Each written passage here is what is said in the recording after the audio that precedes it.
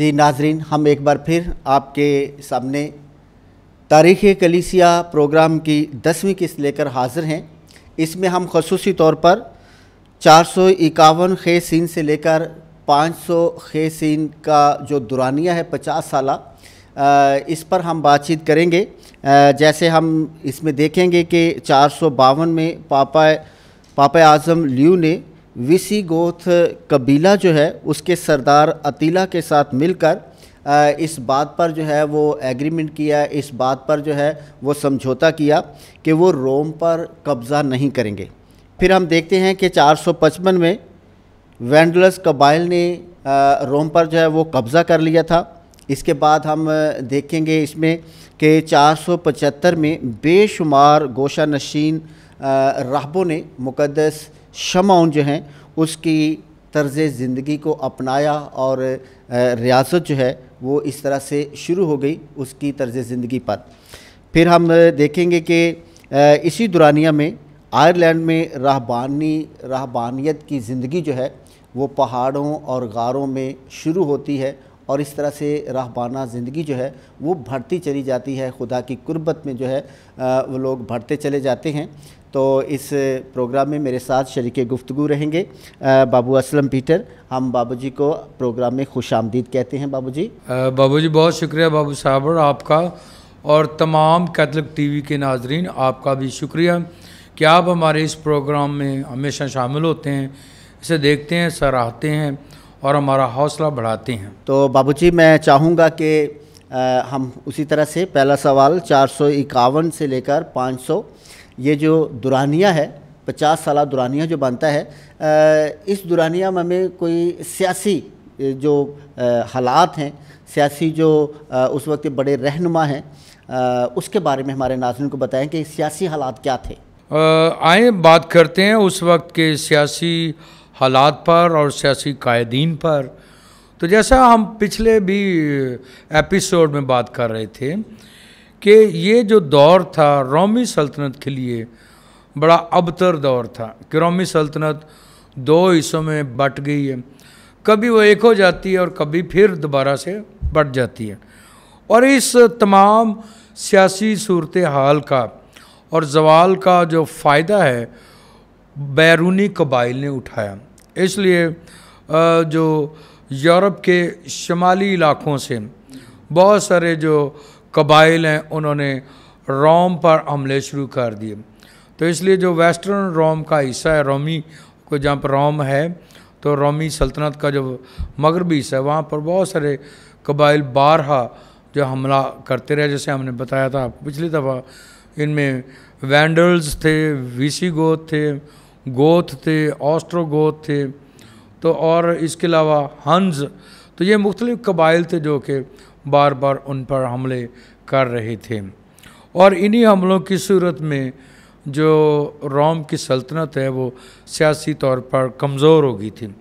और इस कमज़ोरी के बाइस जो बहुत सारे बादशाह थे ख़ासतौर पर मगरब में, वो एक तरह से पपट किंग बनकर रह गए, पपट बादशाह, पपट खटपुतली बादशाह बनकर रह गए थे। और इसलिए उनका जो अरसा था मगरब में रोम के अंदर वो बहुत थोड़ा था। बावजूद इसके जो मशरकी हिस्सा था रोमी सल्तनत का बाइज़ेंटीना, वो मजबूत हो रही थी सल्तनत, और वो काफ़ी मजबूत थी। इसलिए इन्हीं दोनों हिस्सों पर जो काबिज़ उस वक्त बादशाह हैं, सियासी कायदीन आए, हम उन पर बात करते हैं। सबसे पहले मगरबी हिस्से की बात करते हैं। तो मगरबी हिस्से में ये 17 मार्च 455 में ये पेट्रोनियस मैक्सिमस ये वहाँ पर हुक्मरान था। और फिर उसके ये थोड़ा अरसा ही रहा, ये मार्च से जुलाई तक बहुत कम 3-4 माह में रहा। फिर उसके बाद क्या है, एवितस एक और हुक्मरान आ गया है। ये जुलाई 455 में बना था और अक्टूबर 456 में। तो इसका अरसा भी देखें तो तकरीबन 1 साल से 1-2 माह बढ़ा है, तो इतना ज़्यादा अरसा नहीं है। तो इसलिए ये पपट किंग्स थे जो जल्द ख़त्म हो जाते और जल्द आते रहते। इसके बाद मेजोरियन जो आया है वो 28 दिसंबर 457 में बना था और 2 अगस्त 461 तक रहा। तो 3-4 साल इसका अरसा रहा है। फिर लिबियस सवेरस ये बना है बादशाह मगरबी इसे यानी रोम पर, और ये 19 नवंबर 461 से शुरू हुआ और 4 नवंबर 465 तक रहा। और हम इसके बाद देखते हैं एंथीमियस जो हुआ है ये 12 अप्रैल 467 में बना था बादशाह, और रोम का कैसर बना था, और 11 जुलाई 472 तक रहा। तो तकरीबन ये 4-5 साल रहा है। और फिर इसके बाद ओलिब्रियस ये अप्रैल और नवंबर के दरमियानी अरसे में बादशाह बना 472 में। और फिर इसके बाद ग्लेसरियस बना है। ग्लेसरियस ये मार्च 473 में बना था और जून 474 तक रहा। और जूलियस नेपोस फिर बाद में बना 24 जून 474 को बना और 28 अगस्त 475 तक रहा है। और जो मगरबी सल्तनत का आखिरी बादशाह है वो रोमुलस अगस्तुलस है। रोमुलस अगस्तुलस ये 31 अक्टूबर 475 को बना और 4 सितंबर 476 तक रहा। तो बुनियादी तौर पर 476 में रोमी सल्तनत का यहाँ पर खात्मा हो गया मगरबी से। ये जो हम बात कर रहे हैं गालबन ये मगरबी से मगरबी। अभी इसी के मध्य मुकाबले रोमन हुकूमत का दूसरा जो अहम मकाम है वो कस्तंतीन। हाँ, आप मशरक़ की बात करते हैं तो मशरक़ में जो बादशाह हुए हैं इस दौर में, जो किंग्स, ये शहनशाह एम्परर था जो कि बाइजेंटीना या कॉन्स्टेंटिनोपल या कुस्तुनतुनिया में बैठता था, तो वो हुआ वैलेंटिनियन थर्ड, ये 23 अक्टूबर 425 को बना था और 16 मार्च 455 तक रहा। और फिर इसके साथ मार्सियन वो इसके साथ ही को एम्परर भी रहा कुछ अरसा।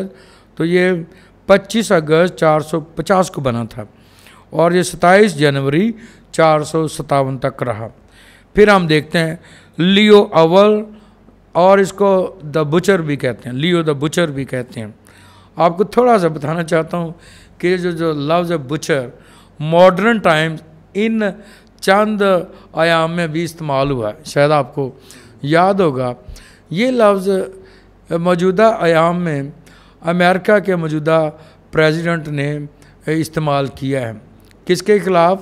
व्लादिमीर पुतिन जो कि रशिया का मौजूदा इस वक्त सदर है, ये प्रेसिडेंट है। और ये जो प्रेसिडेंट जो बाइडन है अमेरिका का, जब उससे सवाल पूछा गया था कि जो व्लादिमीर पुतिन है वो कैसा, तो उसने कहा ही इज़ अ बुचर।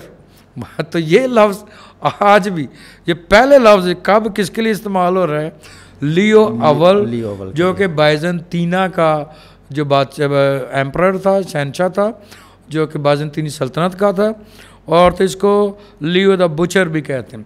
तो ये 7 फरवरी 457 में ये बना था और ये 18 जनवरी 474 तक रहा। फिर इसके बाद लियो दोम बना, ये 18 जनवरी से लेकर नवंबर तक ये 474 तक रहा। तो तकरीबन एक साल के दौरान ही ये ख़त्म हो गया। इसके बाद जीनो बना है।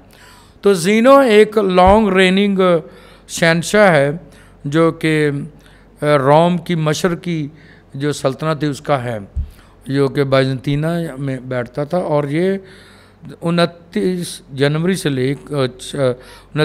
476 से लेकर 9 अप्रैल 491 तक रहा। तो काफ़ी एक लंबा अरसा 16-17 साल तक ये बादशाह रहा है। और फिर हम देखते हैं इसके बाद बेसिलिस्कस हुआ है, बेलिसिलिस्कस, और इसके साथ ही मार्कुस, ये दोनों इकट्ठे ही एक ही वक्त में मशरक़ी कलीसिया के हुक्मरान थे। 9 जनवरी 475 से लेकर अगस्त 476 तक हुए हैं। और फिर इनके बाद हम देखते हैं अनास्तासियस अव्वल, 11 अप्रैल 491 में ये बना था और 9 जुलाई 518 तक रहा। इसी के दौर में थोड़ी देर के लिए डेकोरस जो था वो भी शहनशाह था। तो ये इस अरसे के दौरान तमाम सियासी रहनुमा थे जो मशरिक और मगरब रोमी सल्तनत के दोनों हिस्सों में हुक्मरान थे। बिल्कुल नाज़रीन, जैसे अभी जो हमने देखा है ये रोमन हुकूमत जो है वो दो हिस्सों में है, दो उनके सदर मकाम है, एक मेन मगरब में रोम और दूसरा जो है वो मशरक़ में। तो हमने देखा मगरब में कैसे कैसे हुक्मरान आए और फिर हमने मशरक़ में देखा, मशरक़ में ये काफ़ी मजबूत थे गालबन। तो अभी मैं चाहूँगा कि इसी दुरानिया में यानी 451 से लेकर 500 खेसीन तक यानी कि जो 50 साल दौर है, अभी मैं चाहूँगा कि हम थोड़ा सा मसीहत के बारे में, मसीही रहनुमाओं के बारे में, मसीही रहनुमाओं से मुराद सबसे बड़े हमारे रहनुमा पापा आज़म हैं जिनको आसमान से खुद यीशु मसीह की तरफ से इख्तियार है। तो मैं चाहूँगा कि हम पापा आज़म के बारे में भी इस दुरानिया में हमें नाज़रीन को बताएं कि इस 50 साल दौर में कितने हमारे पापा आज़म आए। यकीनी तौर पर ये बहुत अहम है। जैसे एक तरफ सियासी क़यादत है और दूसरी तरफ हमारी मजहबी क़यादत है। ख़ास तौर पर मुक़द्दस पतरस के जानशीन और पतरस जिसको खुद यीशु मसीह ने मुकर्रर किया है कि तू पत्थर है और इस पत्थर पर मैं अपनी कलीसिया बनाऊंगा और आलम असर के दरवाजे इस पर गालिब ना आएंगे। इस दौर में जो पापा आज़म है मुक़द्दस लियो अव्वल 29 सितंबर 440 को बना था और 10 सितंबर 461 तक पापा आज़म रहा। ये पहला पोप है जिसने उस वक्त विसी गोत के सरदार अतीला द हन जो है तो उससे मुज़ाकरात किए थे और उसे कहा था कि वो रोम पर कब्ज़ा ना करे और ये पहला पोप था।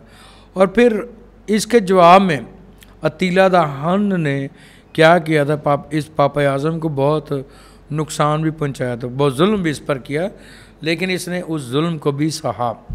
इसके बावजूद पोप लियो को लियो आज़म भी कहते हैं क्योंकि इसका बड़ा काम मसीही तालीम के लिए बहुत अहम है। जैसे इसने मजालस बुलाई थी, जो चौथी और पाँचवीं मजालस इसके अहद में हुई और ये इसका बड़ा काम था जो कि तजस्सुद के भेद पर काफ़ी भरोसा रखता था और तजस्सुद के भेद की वजाहत के लिए मजालस जो है इसने बुलाई।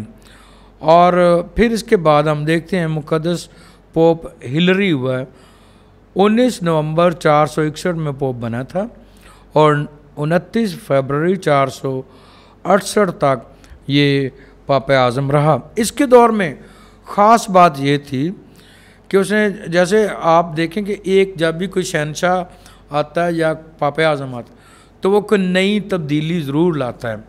पहले भी तब्दीलियाँ जो मौजूद हैं, कवानीन मौजूद हैं, लेकिन एक नई चीज़ ज़रूर इंट्रोड्यूस करवाता है। तो जैसे हमने पीछे देखा था एक पापा आज़म ने रोमाई कदासनामा जब मुतारफ़ कराया तो हर एक ने कोई ना कोई अपना हिस्सा इसमें ज़रूर कंट्रीब्यूशन किया। तो इसने क्या किया, इसने ये किया कि इसने कहा कि जो काहिन है उनकी तरबियत एक ख़ास सकाफ़त और माहौल में होती है। तो उसने कहा कि वो जो तरबियती माहौल है वो बड़ा ज़रूरी है क्योंकि आज की जो मॉडल्स ऑफ द सेमिनरीज़ हैं जहाँ पर काहिन बनते हैं तो काफ़ी हद तक मेरा ख्याल इन चीज़ों का असर कैरी ऑन है, वो जारी है। इसलिए जो काहिन बनने की एक सकाफ़त है सेमिनरियों में वो एक ख़ास किस्म की होती है, ख़ास किस्म की तरबियत है, ख़ास किस्म के ज़ाब्ते हैं जिन पर या कवायद हैं जिन पर चला जाए। तो ये सबसे पहले पोप हिलरी ने इन चीज़ों पर जोर दिया था। फिर हम देखते हैं मुक़द्दस सिम्प्लिशियस है, तो ये 23 मार्च 468 को पापा आज़म बने थे और 10 मार्च 483 तक पापा आज़म रहे। ये दौर जो है कलीसियाई तौर पर बड़ा मुश्किल दौर था कि कलीसियाओं में थोड़ा सा जवाल आ गया, तकसीम आ गई, धड़े बंदियाँ आ गई। हुआ ये कि इसकी वजह से जो कलीसिया मशरक़ और मगरब में फैली हुई थी, ज़ाहिर है सारे तूल अर्ज़ में, वो अफ्रीका में भी थी, एशिया में भी थी और फिर यूरोप में। तब क्या हुआ, बहुत सारे जो इलाके थे उन्होंने आपस में अलहदगियाँ करना शुरू कर दी। तो जिस वजह से कलीसिया में तकसीम का अमल जो है इस दौर में हुआ है। मुक़द्दस सिम्प्लिशियस के दौर में हो गया। हालांकि ये तकसीम का पहला जो बुनियाद है वो सियासी है, मजहबी नहीं है। हाँ, यहाँ पर अभी मजहबी इतना जोर नहीं है, लेकिन वो सियासत की वजह से तकसीम सियासत जैसे वो हुकूमतें एक जगह पर कमज़ोर हो रही हैं, तो ज़ाहिर मसीहत पर भी उसका असर पड़ेगा। बिल्कुल। और इस असर की वजह से वो कलीसियाएं तो मरकज़ से दूर होकर वो मुश्किलात में जा रही हैं, एक तरह की तकसीम जो की तरफ राग़ब हो रही थी, ज़वाल की तरफ। फिर इसके बाद मुक़द्दस फेलिक्स सोम जो पापा आज़म बने हैं 13 मार्च 483 में बने थे और ये 1 मार्च 492 तक रहे। इन्होंने बहुत अमन कोशिशें की। पहले क्या है, थोड़ी तकसीम है, तो यहाँ पर अमन कोशिशें शुरू की, ख़ासतौर पर सियासी कायदीन से भी या सियासी हुक्मरानों के साथ भी मिलकर, ताकि जब अमन होगा तो अमन के अंदर मज़हब भी बढ़ेगा, सियासत भी बढ़ेगा, और जो रियाया जो अवाम है वो भी खुशहाल होंगे, वो भी तरक्की की तरफ जाएंगे। तो इसलिए इसकी बड़ी कोशिश थी कि अमन हो। मुक़द्दस फेलिक्स सोम, और वैसे भी हम देखते हैं कि हम सब अमन के ही पैगंबर हैं, अमन के ही एलची हैं, क्योंकि यीशु मसीह अमन का खुद शहज़ादा है। इसलिए ये एक बड़ा मैसेज है जो इसने अपनी कोशिश से, अपने कंट्रीब्यूशन से दिया कलीसिया को। फिर इसके बाद मुक़द्दस जलासियस हुए हैं, ये 1 मार्च 492 में बने थे और 21 सितंबर 496 तक रहे।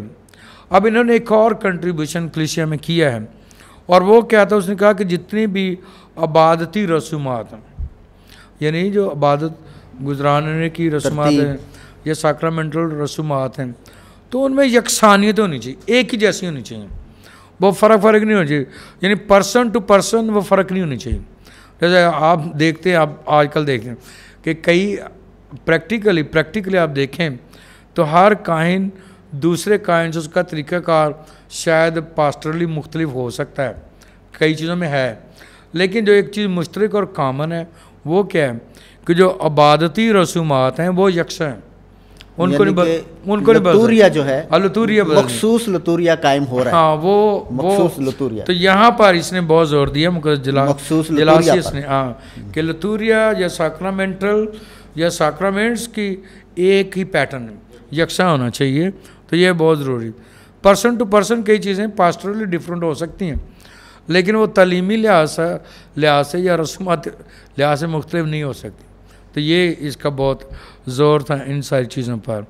फिर हम देखते हैं कि एथनासियस हुए, मुक़द्दस एथनासियस दोम, ये बने 24 नवंबर 496 को पापा आज़म बने थे, और ये 19 नवंबर 498 तक पापा आज़म रहे। इसका काम क्या, इसके दौर में क्या हुआ था कि क्लोविस एक जो बादशाह था, जर्मैनिक कबाइल थे, फ्रैंक और जर्मन कबाइल थे, जिन्होंने क्या किया था, इंग्लैंड के इलाके में, इंग्लिस्तान के इलाके में हमले शुरू किए, जैसे विजिगोत, गोत, ऑस्ट्रोगोत, हंस वगैरह रोम पर कब हमले कर रहे थे, तो ये कहाँ पर कर रहे थे, इंग्लैंड के इलाके में।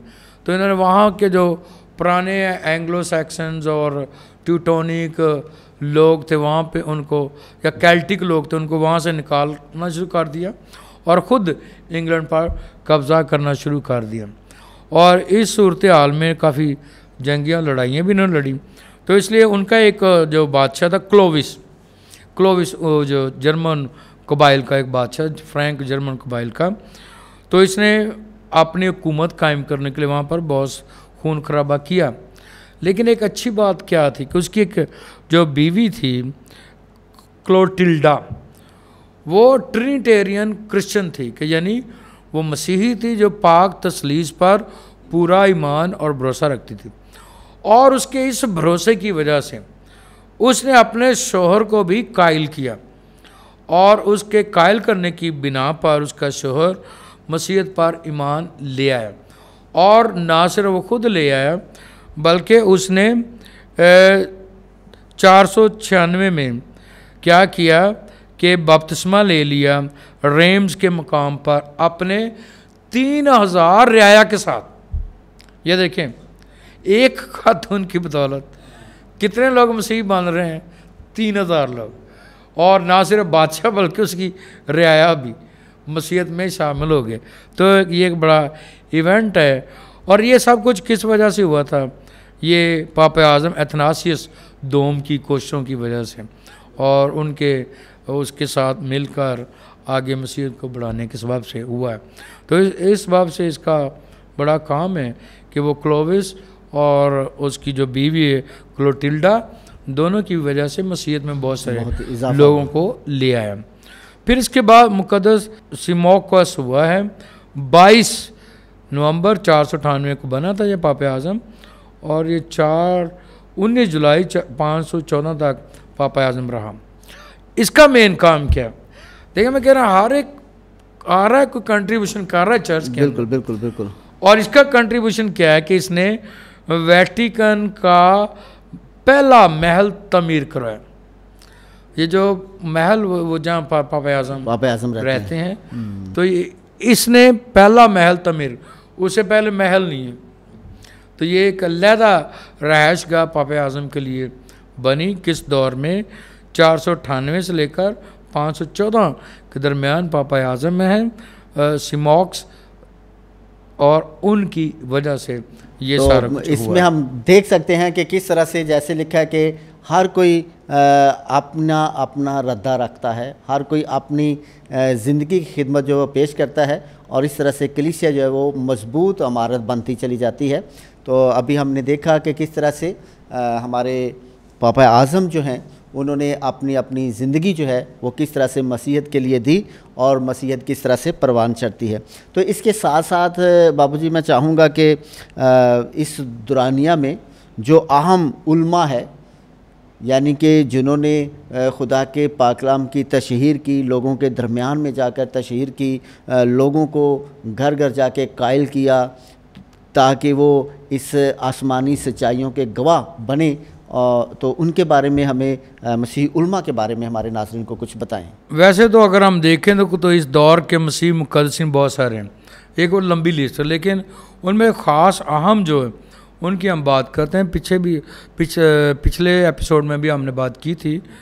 तो इनमें ख़ास तौर पर सिरल ऑफ अलेक्जेंड्रिया, बिल्कुल, ये वो मुक़द्दस है जिसने ख़ास तौर पर मुक़द्दसा मरियम पर बात की। थियोटोकस यानी वो खुदा की माँ है। ये इफसस की जो काउंसिल हुई थी तो उसमें इसने बहुत ज़ोर दिया था इस बात पर कि वो थियोटोकोस यानी वो खुदा की माँ है, जिसको ये जो हम मादरे खुदा का लफ्ज़ या खुदा की माँ होने का कहते हैं। वैसे थियोटोकोस यूनानी ज़बान का लफ्ज़ है। थियो का मतलब है खुदा, और टोकोस का मतलब है उठाने वाली, खुदा को कैरी करने वाली, खुदा को अपने बतन में रख कर उठाने वाली।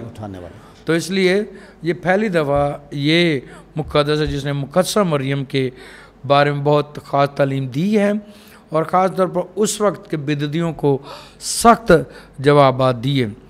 फिर हम देखते हैं मुक़द्दस जॉन क्रिसोस्टम है। इसके बारे में मैंने बताया था कि इसने मशरक़ी कलीसिया में जो रसूमात, बाती रसूमात या लतूरिया है या कदासनामा है, इन्होंने तरतीब दी। और जॉन क्रिसोस्टम की और बहुत सारी तालीमात हैं जो कलीसिया के अंदर मौजूद हैं, और सदियों से लोग उनको फॉलो करते आ रहे हैं।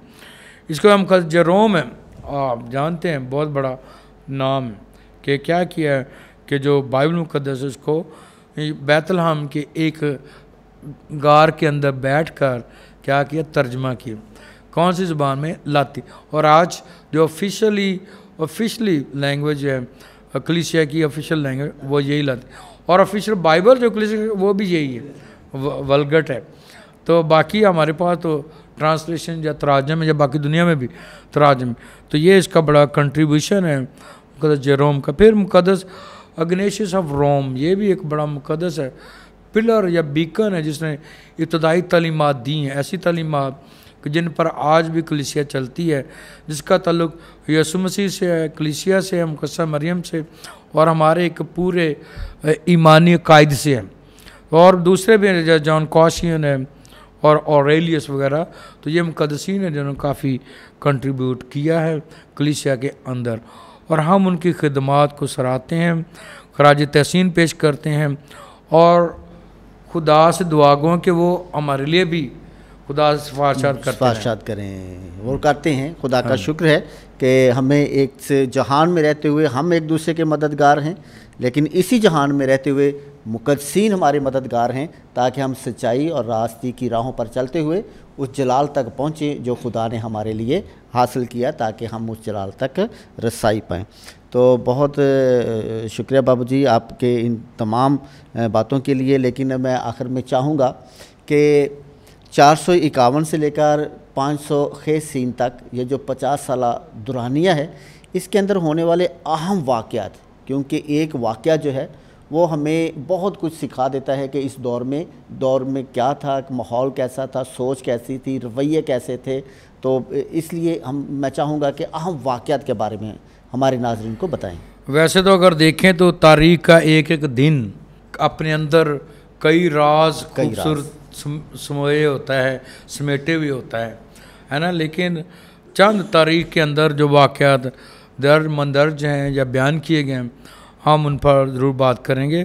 451 और 500 के दरमियान अरसा में बहुत सारे वाक़यात हुए हैं, तो जिनमें ख़ास तौर पर 452 में पोप लियो ने विसिगोथ कबाइल के सरदार अतीला द हन से मिलकर मुज़ाकरात किए और उसने उसे रोम पर कब्ज़ा ना करने के लिए कायल किया।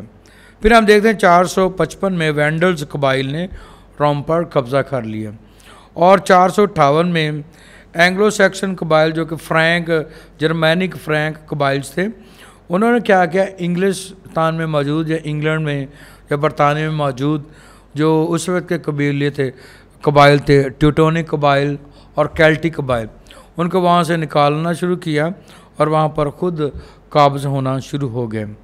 476 में जर्मन कबाइल के सरदार ओडोएसर ने रोम पर कब्ज़ा कर लिया और फिर 488 में मशरक़ी सल्तनत के शहनशाह ज़ीनो ने क्या किया कि ओडोएसर के ख़िलाफ़ अपनी एक फ़ौज भेजी जिसका सिपा सलार थियोडोरिक था, और थियोडोरिक ने 493 में क्या किया, ओडोएसर की फ़ौज के ख़िलाफ़ जो है लड़ाई की और उसे शिकस्त दी।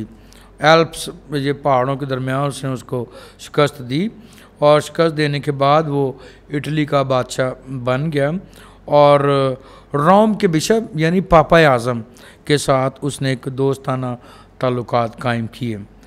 496 में हम देखते हैं कि फ्रैंक और जर्मैनिक कबाइल के जो बादशाह क्लोविस था, उसने अपनी बीवी क्लोटिल्डा के कहने पर मसीह को कबूल किया, या और ना सिर्फ उसने खुद किया बल्कि उसके साथ 3000 लोग रेम्स के मकाम पर मसीह बन गए, उन्होंने मसीह के नाम पर बपतिस्मा लिया।